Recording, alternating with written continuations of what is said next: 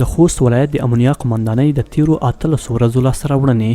د امنیتي چارواکو په خبره د امنیه قمندانۍ اړوند د تروریزم، جنایي جرمونو او نشهیي توکو پر وړاندې د مبارزې مدیریتونه په دې توانېدلي چې د تیرو 18 ورځو په اوږدو کې د خوست مرکز او اړوند ولسوالیو په بېلابېلو سیمو کې 40 میله بېلابېلې اسلحې، 46 کیلوګرامه چرس، 150 ګرامه شیشه او ورته نور غیر قانوني توکي ونیسي. د خوست امنیه قمندان پاسوال داود امین روحي ته وویل د یادو نشهیي توکو او غیر قانوني اسلحو د قاچاق او استعمال په تور یې 50 کسه نیولي چې د دوسیو د څېړلو په موخه عدلي او قضایي ارګانونو ته پیژندل شوي. 40 میله سلاح په مختلفو قضیو کې لاسته راغلی دی. 46 کیلوګرامه چرس په مجموع کې دي، 150 ګرامه شیشه ده، زیات مقدار پټکي او نور قلمونه هم لاسته راغلي چې تاسې ولیدل.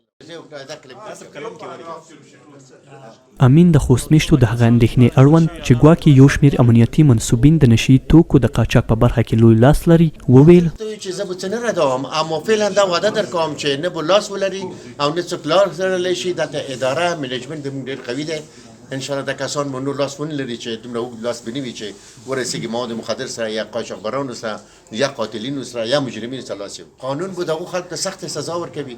هغه پولیس، هغه دولتي چارواکي چې په جرم اخته کېږي د جرم د عادي شخص نه تاسو پوهېږئ چې زیات دی.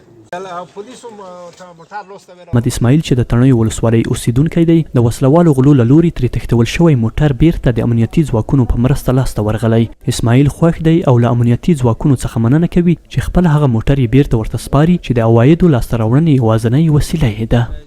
چې سهار وختي داسې 4 بجې ټایم و چې ګوپې مې بر کړی وي، زه هم یو د ګوپې چښتان وم.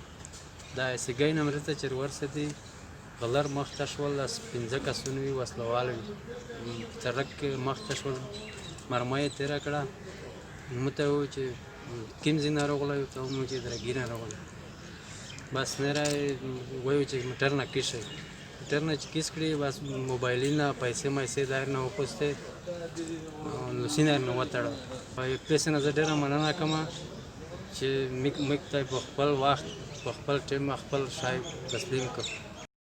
دا لومړی ځل نه دی چې د نشهیي توکو او غیر قانوني وسلو د لیږد او قاچاق مخه نیول کیږي، بلکې تر دې وړاندې هم د خوست ولایت په بېلابېلو سیمو کې د نشهیي توکو د قاچاق او غیر قانوني وسلو د لیږد مخه ډب شوې او په تورې ګڼ شمېر کسان د امنیتي ځواکونو له لوري نیول شوي. فرید عتیقي، روحي خبري اژانس، خوست.